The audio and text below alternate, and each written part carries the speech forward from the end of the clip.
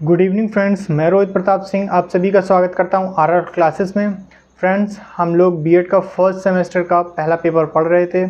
इसके अंतर्गत हम लोग यथार्थवाद पढ़ रहे थे। उसी का आज हम लोग दूसरा लेक्चर लेंगे और दूसरा लेक्चर हम लोग शुरू करते हैं। तो यथार्थवाद के रूप और शिक्षा। इससे पहले हम लोगों ने यथार्थवाद के रूप देखे थे। यहाँ पे यथार्थवाद के जो रूप हैं वो शिक्षा के क्षेत्र में क्या हैं उसकी बात कही गई है। ठीक है, दोनों अलग अलग चीज़ें हैं। जैसे पहली बात करें तो ये मानवतावादी यथार्थवाद, इसमें जो समर्थन है मतलब इन मानवतावादी यथार्थवाद का जो समर्थक है वो मिल्टन और इरेस्मस ने किया। ठीक है, मिल्टन और इरेस्मस ने। ठीक है, ये लोग क्या मानते थे कि मानव का जो जीवन है वो सुखमय हो, ऐसी शिक्षा दी जानी चाहिए।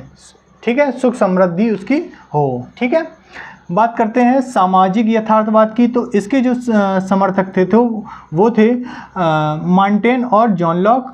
और क्योंकि मनुष्य जो है वो सामाजिक प्राणी है, तो उसको समाज के साथ समायोजन करने में कठिनाई ना हो, ऐसी शिक्षा दी जानी चाहिए जिससे व्यक्ति या बालक समाज में आसानी से समायोजन बिठा सके। मतलब समाज के साथ साथ चल सके या समाज के विरुद्ध कोई काम ना करे। ठीक है, तो इसको समायोजन कहते हैं कि समाज के साथ साथ चलना। ठीक है, अब बात करते हैं इंद्रिय यथार्थवाद की। तो इसके जो समर्थक थे वो रिचर्ड्स थे, कामेनियस थे और बेकन थे। ठीक है, जैसा कि मैंने कल बताया था कि ये लोग इंद्रियों को प्रशिक्षित करते हैं, क्योंकि जो ज्ञान का प्रवेश द्वार है वो किसको माना गया है? इंद्रियों को माना गया है। ठीक है, अब बात करते हैं वैज्ञानिक यथार्थवाद की। तो इसके समर्थक जो थे वो स्पेंसर और व्हाइट हेड थे। कौन थे? White head. ठीक है, वही चीज़ें हैं कि वस्तु को तब तक सच नहीं माना जाता जब तक उसका निरीक्षण परीक्षण पे वह अपनी कसौटी पे खरा ना उतरे। ठीक है, आई होप ये सारे टर्म पिछली क्लास से आप लोग कनेक्ट कर पा रहे होंगे। ओवरऑल वही चीज़ें घुमा फिरा के वही चीज़ें दी गई हैं, लेकिन अलग अलग टर्म पे हम लोग इसलिए और पढ़ते हैं कि वो एक पर्टिकुलर पॉइंट ऑफ व्यू में जैसे देखिए क्या ले लेते हैं हम, जैसे यथार्थवाद की सीमाएं ले लेते हैं। तो ऐसा नहीं कि हमने ये 3 पॉइंट पहले पढ़े नहीं हैं, लेकिन पर्टिकुलर उस क्षेत्र विशेष में मतलब अगर पूछा जाए सीमाएं क्या हैं इसकी, तो आप कंफ्यूज ना हो कि क्या पूछ लिया गया है। ठीक है, तो वो उसमें पढ़ते हैं, लेकिन चीज़ें आगे पीछे होती हैं, लेकिन बार बार रिपीट भी होती हैं। लेकिन कहाँ पे क्या पूछा जाए या कहाँ पे क्या हमको याद रखना है वो चीज़ ज़रूरी है। ठीक है, अगले देखते हैं शिक्षा के उद्देश्य। जैसा है वास्तविक जीवन की तैयारी, सीधी सी बात है।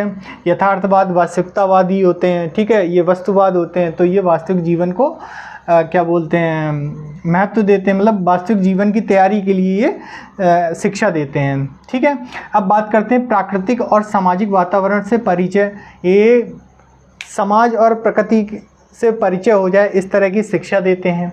वैज्ञानिक दृष्टिकोण विकसित हो जाए, ज्ञानेंद्रियों को प्रशिक्षित कर दिया जाए ताकि ज्ञानेंद्रियां अच्छी हों और ज्ञान अच्छा प्राप्त हो। व्यावसायिक शिक्षा प्रदान की जाए ताकि भावी जीवन के लिए व्यक्ति तैयार हो सके। सुख और समृद्धि व सुखी जीवन के लिए तैयार करना एक ही चीज़ है। ठीक है, शिक्षा के उद्देश्य। अब बात करते हैं पाठ्यक्रम की। देखिए ये सही है, तात्कालिक पाठ्यक्रम का विरोध। मतलब उस समय जो भी पाठ्यक्रम चल रहा था, जैसे पहले क्या बोलते हैं अध्यात्मवाद चल रहा था, वहाँ पे यथार्थवाद नहीं था। मतलब जो व्यावसायिक शिक्षा, मतलब इतना नहीं था लेकिन जैसे बात करें व्यावसायिक शिक्षा की या व्यावहारिक शिक्षा की, मतलब जिससे व्यक्ति अपने जीवन में सुख समृद्धि हासिल कर सके, ऐसी शिक्षा पे कम बल दिया गया, आध्यात्मिक चीज़ों पर ज़्यादा बल दिया गया।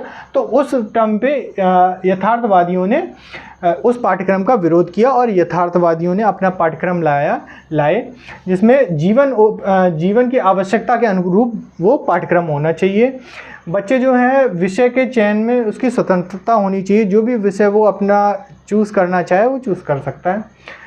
मातृभाषा और अनिवार्य व्यावसायिक शिक्षा, मतलब जो भी शिक्षा दी जाए वो मातृभाषा में होनी चाहिए, जहाँ पे वो जहाँ कहीं जिस देश में जो भी भाषा चल रही है उसमें वो क्या बोलते हैं अपना शिक्षा दें, और व्यावसायिक शिक्षा अनिवार्य होनी चाहिए।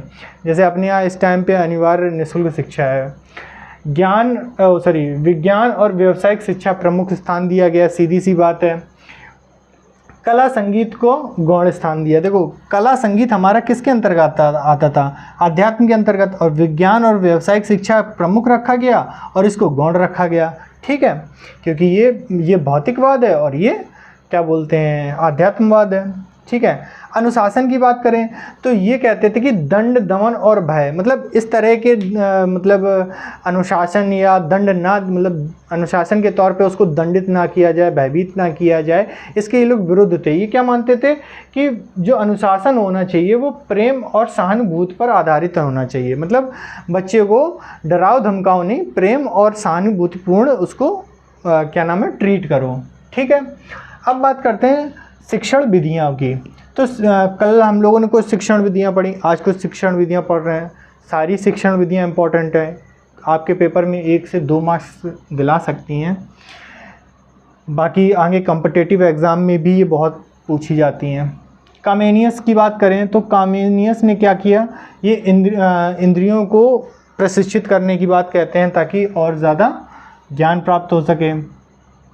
मिल्टन कहते हैं भ्रमण और यात्रा द्वारा शिक्षा प्रदान की जाए, जिससे बालक देख के, अनुभव करके और प्रत्यक्ष रूप से जो भी देखें वो जल्दी सीखते हैं, ठीक है बालक। बात करें जॉन लॉक की, तो जॉन लॉक की बात करें तो शिक्षा जो है वो क्रिया, मतलब क्रिया करके सीखते हैं, अभ्यास करके सीखते हैं, व्यवहारिक शिक्षा सीखते हैं, ठीक है, स्थूल सामग्री से सीखते हैं, ठीक है। तो इन सारी चीज़ों का प्रयोग करके शिक्षा दी जानी चाहिए। अब बात करते हैं शिक्षक की, तो शिक्षक का यहाँ पे स्थान क्या है? प्रमुख है, और छात्र का स्थान कैसा है? गौण है, ठीक।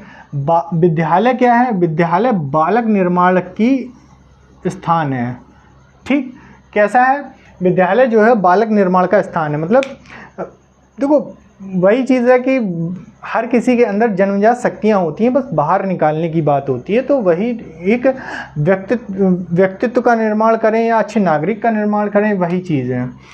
अब बात करें विद्यालय समाज का दर्पण है, विद्यालय को ही समाज का लघु रूप कह देते हैं, समाज का लघु रूप, ठीक है। अब बात करते हैं यथार्थवाद के गुण की। ये गुण वही हैं जो कि अभी तक जितना भी पढ़ चुके हैं, ठीक है, कल की क्लास में पढ़ा, आज की क्लास में पढ़ा।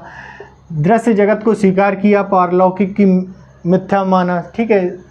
अब बात करते हैं यथार्थवाद व व्यवहारिक ज्ञान पर बल देते हैं, इंद्रियों को ज्ञान का प्रवेश द्वार माना जाता है। शिक्षा का जो उद्देश्य है वो वास्तविक जीवन की तैयारी माना है, ठीक है। आदर्शवादियों ने क्या माना है? मोक्ष की प्राप्ति माना है। पाठ्यक्रम कैसा होना चाहिए? तो पाठ्यक्रम ऐसा होना चाहिए जो जीवन के लिए उपयोगी हो, भावी जीवन के लिए उपयोगी हो। वैज्ञानिक विधियों पर बल दिया, ये लोग विज्ञान और तकनीकी पर ज़्यादा बल देते थे। अनुशासन की बात करें तो कैसा अनुशासन होना चाहिए? प्रेम और सहानुभूतिपूर्ण होना चाहिए, ठीक है। अब बात करते हैं यथार्थवाद की सीमाओं की। तो सीमाओं की बात करें तो ये भौतिकवाद पर विश्वास करते थे, आत्मा और परमात्मा को इन्होंने नकार दिया। ये दोनों टर्म इम्पॉर्टेंट हैं। मानवीय भावनाओं की इन्होंने उपेक्षा की, ठीक है।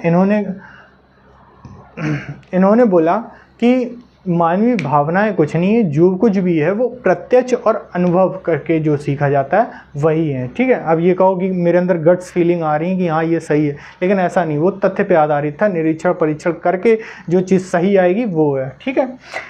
अनौपचारिक शिक्षा को कोई स्थान नहीं माना। देखो ये दोनों टर्म बहुत इंपॉर्टेंट है। अनौपचारिक शिक्षा को तो मैंने बताया था आप लोगों को, अनौपचारिक शिक्षा क्या होती है? ऐसी शिक्षा जो कहीं से भी हम लोग ग्रहण कर सकते हैं, अनौपचारिक शिक्षा होती है, ठीक है। ये लोग विद्यालय को प्राथमिकता देते हैं, शिक्षक को प्राथमिकता देते हैं।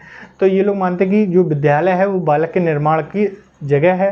तो बेसिकली अगर विद्यालय को ये लोग अगर इम्पोर्टेंस दे रहे हैं तो जाहिर सी बात है ये औपचारिक शिक्षा को बढ़ावा दे रहे हैं, अनौपचारिक को नहीं, ठीक है।